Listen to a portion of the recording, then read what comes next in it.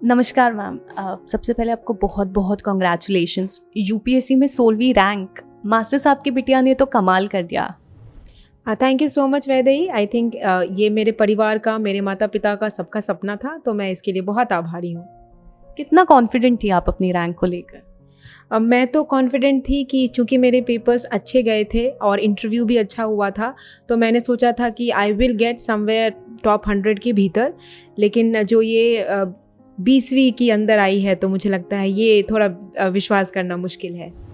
Ma'am आप एक doctor भी हैं और हमने देखा था कोविड के समय डॉक्टरों को कितनी मुश्किलों का सामना करना पड़ा। आपने किस तरीके से मैनेज किया? मतलब उस टाइम पे आपने किस तरीके से अपनी पढ़ाई और इस चीज़ को मैनेज किया? बिल्कुल, आपने ये बहुत सही सवाल किया। तो जब कोविड की सेकेंड और थर्ड वेव आई हुई थी, तो मैं बिहार डिज़ास्टर मैनेजमेंट अथॉरिटी के साथ कोविड के प्रचार प्रसार में और लोगों को अवेयर करने के काम में जुड़ी हुई थी। तो उस समय थोड़ा-सा तैयारी करना मुश्किल था, बट वो एक ऐसा समय है जब आप मानव सेवा के बारे में और अपने आस-पास के लोगों के बारे में, मरीज़ों के बारे में ज़्यादा सोचते हैं। तो आई थिंक कि तब मैंने तो ध्यान अपने मरीज़ों पे ही दिया था। एंड उसके बाद जब थोड़ा समय मिला सेकेंड वेव के बाद, तब मैंने अच्छे से इस एग्ज़ाम की तैयारी की थी। आपको क्या लगता है कि आईएएस को लेके आज भी लोगों में इतना क्रेज क्यों है? मतलब इसके पीछे क्या है आकर्षण? तो मुझे ऐसा लगता है कि आईएएस जो है, उनमें आईएएस या फिर कोई भी जो सिविल सर्विसेज है, उसमें ग्राउंड लेवल पे जो बदलाव लाने की कैपेसिटी या पोटेंशियल है, वो बहुत इम्पॉर्टेंट है। हमारी जो सरकार है वो इतनी योजनाएं बनाती हैं, पर उसे ग्राउंड लेवल पे कैसे इम्प्लीमेंट करना है, ये ब्यूरोक्रेसी का काम होता है। तो मुझे लगता है कि ये एक बहुत बड़ा क्रेज़ है युवाओं के बीच में। एंड उसके साथ साथ आपके पास पावर टू चेंज आती है। एंड जितनी ज़्यादा आपके पास पावर आएगी, उतनी ज़्यादा रिस्पॉन्सिबिलिटी आती है। सो ये एक ऐसा जॉब है जहाँ पे कि बहुत रिस्पॉन्सिबिलिटी है, ग्राउंड लेवल पे बदलाव करने का पोटेंशियल है आपके पास। And I think that makes this service still very attractive. Ma'am आप अपनी इस सफलता का क्रेडिट किसे देना चाहेंगे? मैं इस सफलता का क्रेडिट पहले तो ईश्वर को देना चाहूँगी। उसके अलावा मैं अपने माता पिता, अपने परिवार के लोग एंड अपने मित्रों को, जो मेरे साथ पूरे समय इस जर्नी में थे। मैम कुछ अपने बचपन के दिनों के बारे में बताइए। मेरी जो आरंभिक शिक्षा है वह नॉटर डेम एकेडमी मुंगेर से हुई है, और उसके बाद मैंने 10th के बाद 12th में एडमिशन दरभंगा में लिया, क्योंकि मेरा स्कूल जो है वो 10th तक ही था। फिर मैंने मेडिकल एंट्रेंस एग्ज़ाम की तैयारी शुरू की, और उस समय एम्स का जो एंट्रेंस एग्ज़ाम है वो अलग हुआ करता था। तो एम्स में जो रैंक आई मेरी, उसके हिसाब से मैंने एम्स पटना को चूज़ किया, क्योंकि मैं बिहार से हूँ और बिहार मेरा घर भी है। और उसके बाद मैंने 2019 के जनवरी में इसकी डिग्री प्राप्त की, एमबीबीएस की। फिर मैंने एम्स पटना में और बाकी जगहों पे भी, हॉस्पिटल्स में भी एज अ डॉक्टर काम किया है।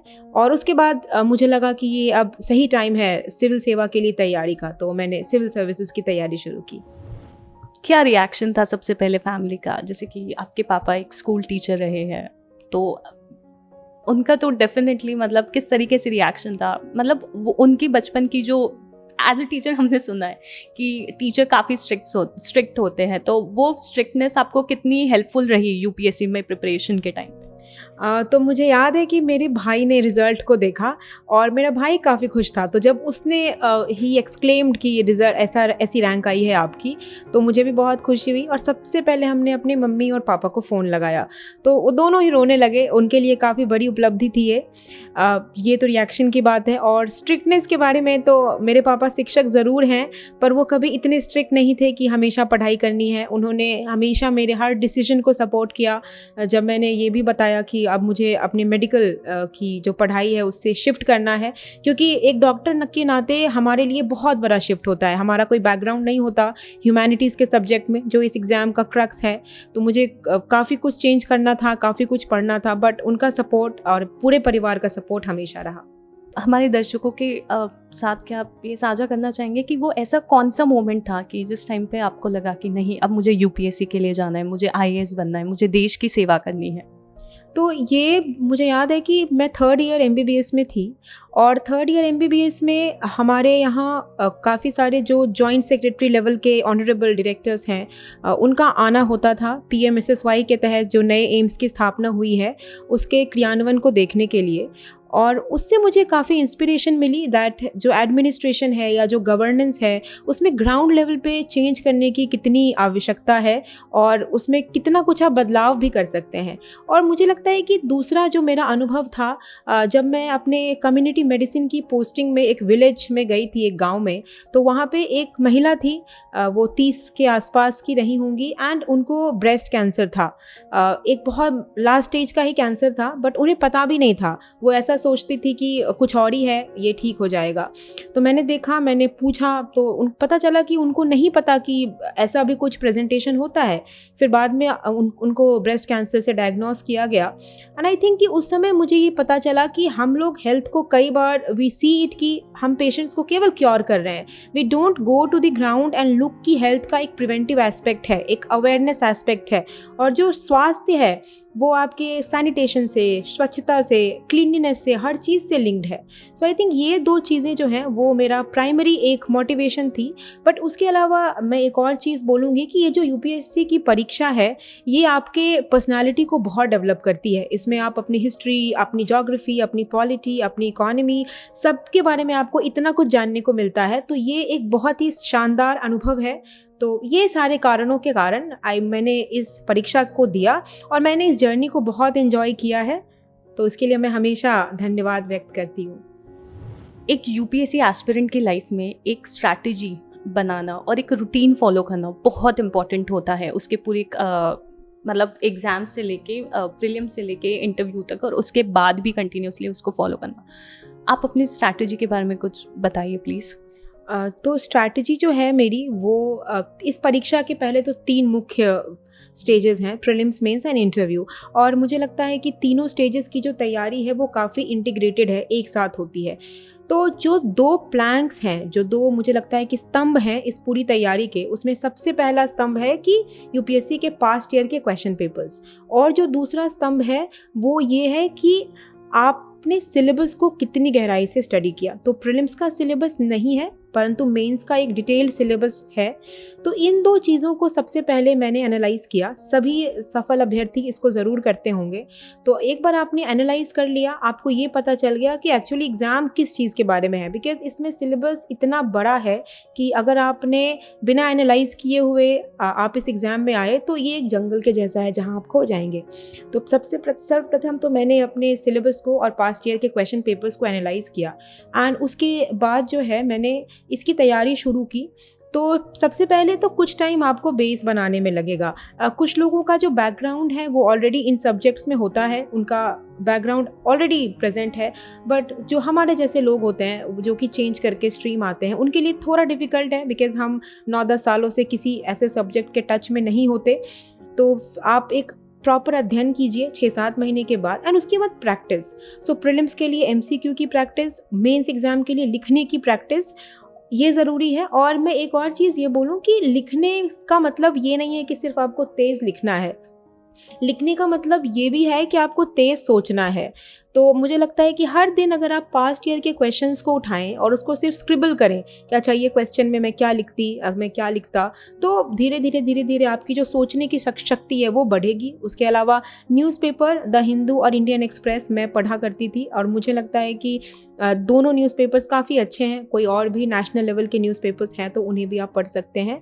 सो न्यूज़पेपर करंट अफेयर्स कवर करवाती हैं, आंसर राइटिंग की प्रैक्टिस आपको करनी है, सिलेबस और पास्ट ईयर के क्वेश्चन पेपर्स को अपना बेसिक बनाना है। So that is the overall strategy.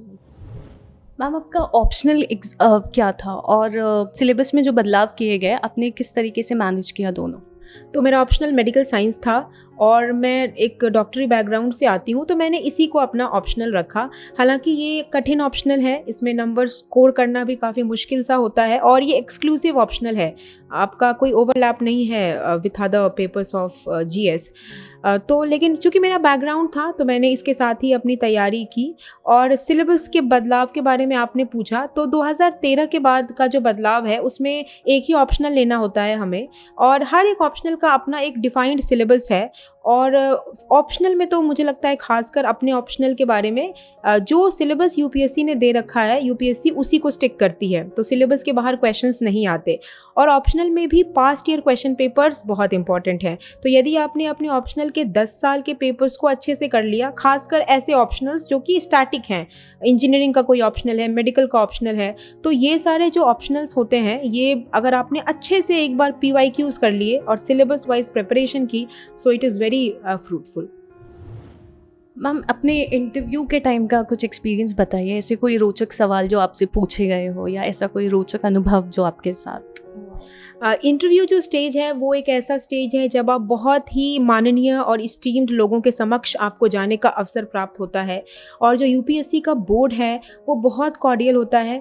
उनका ये मानना है कि जो अच्छे लोग हैं वो सेवा में आए। तो मेरा बहुत ही अच्छा अनुभव रहा। एक रोचक सवाल जो मेरे से पूछा गया वो था कि आप जब इंटरव्यू में जाते हैं तो वहाँ पे आपको एक सर्जिकल मास्क मिलती है पहनने के लिए, तो वो पहन के ही इंटरव्यू देना था क्योंकि कोविड का टाइम चल रहा था। तो मुझे याद है कि जो चेयरपर्सन थे हमारे, उन्होंने मुझे बोला कि आपने इसको ऐसे ही क्यों पहना है, आप इसे उलट के पहनिए। तो मैंने बोला कि मैंने इसको सही से पहना है। उन्होंने मेरे से पूछा कि क्यों ऐसे क्यों पहनते हैं, उलट के क्यों नहीं कर सकते। तो मैंने उनको कारण बताया कि ये 3 लेयर का मास्क होता है और तीनों लेयर के अलग अलग यूजेस हैं। आप अगर उसे फ्लिप कर देंगे तो अपना पर्पस जो है वो सर्व नहीं होगा। और तो काफ़ी खुश हो गए जो चेयरपर्सन थे। और चूँकि मैंने मास्क को अपने कान के ऊपर 2 बार लपेट के पहना हुआ था, तो ये CDC का रिकमेंडेशन है मास्क को सही से पहनने का। तो मुझे याद है कि एक बगल में कोई मेंबर थे, उन्होंने चेयरपर्सन को ये बताया कि इन्होंने मास्क को इतने अच्छे से पहना है कि मास्क नीचे नहीं आया। तो आई थिंक वो एक पॉइंट था जहाँ पे कि चेयरपर्सन को काफ़ी अच्छा लगा। उसके अलावा और जो क्वेश्चंस थे वो मेरे होम टाउन पे थे, मेरे बैकग्राउंड से थे। आयुष मिनिस्ट्री ने एक बहुत अच्छा काम किया है हमारे कोविड काल में, तो उसको लेके सवाल थे। तो ओवरऑल एक बहुत ही अच्छा अनुभव था। मैम, आपके अनुसार इस एग्ज़ाम को तैयार करने के लिए, मतलब इस एग्ज़ाम की तैयारी करने के लिए एक पर्याप्त समय कितना होना चाहिए? तो 1 साल का तो पूरा एग्ज़ाम का प्रोसेस है, प्री मेंस एंड इंटरव्यू का, और उसके पहले मुझे लगता है कि 1 साल तो मिनिमम लगेगा। तो 2 से ढाई साल तो आपको लगना ही है। बट ऑफ कोर्स अगर बिल्कुल भी बैकग्राउंड नहीं है, अगर वो स्किल सेट्स नहीं है जो इस एग्ज़ाम में चाहिए, तो उसको डेवलप करने के लिए समय लग सकता है। तो समय तो लगता है, ये एक टाइम टेकिंग प्रोसेस है। बट मुझे लगता है कि पेशेंस अगर है तो जो समय लगेगा उसको आप भली भांति यूटिलाइज़ कर पाएंगे। मैम, एक सिविल सर्वेंट समाज और देश के लिए किस तरीके से अपना योगदान दे सकता है? समाज में जो बदलाव है ग्राउंड लेवल पे, वो सिविल सर्विसेज के थ्रू बहुत हद तक पॉसिबल है। हमने इतनी सारी अच्छी योजनाएं बना के रखी हैं आप अगर देखें, और इसका जो क्रियान्वयन है बिल्कुल ज़मीनी स्तर पे, वो IAS IPS या जो बाकी सिविल सर्विसेज के अधिकारी हैं उन्हें करना होता है। तो मुझे ऐसा लगता है कि चूँकि आपका ग्राउंड से, लोगों से, जनमानस से काफ़ी अच्छा कनेक्ट है, वो आपको बहुत मानते भी हैं, आप उनकी समस्याओं को सुनते हैं, उसका निवारण कर सकते हैं। तो एक जो आपको रिस्पेक्ट मिलती है, उस रिस्पेक्ट के कारण आप काफ़ी कुछ ज़मीनी स्तर पर चेंज कर सकते हैं। मुझे याद है कि हमारे कई सारे जो सीनियर्स हैं उन्होंने काफ़ी अच्छा काम किया है। डॉक्टर शमित शर्मा सर हैं आई थिंक राजस्थान में, उन्होंने जेनरिक मेडिसिन को लेके काफ़ी अच्छा काम किया है। तो आई थिंक काफ़ी इनिशिएटिव्स लेके you can make a lot of changes.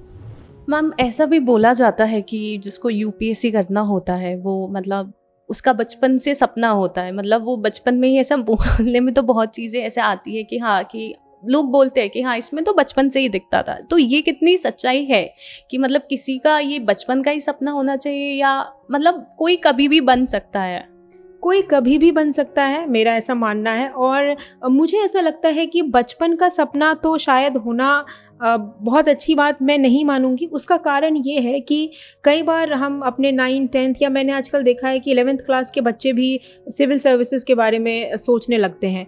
तो उससे क्या है कि आपका जो एक ओवरऑल आपके व्यक्तित्व का विकास है वो कहीं ना कहीं शायद बाधित होगा, और इसका प्रभाव आपको इंटरव्यू के स्तर पे दिखेगा। बिकॉज जो इंटरव्यू है उसमें आपका डैफ होता है, डिटेल्ड एप्लीकेशन फॉर्म।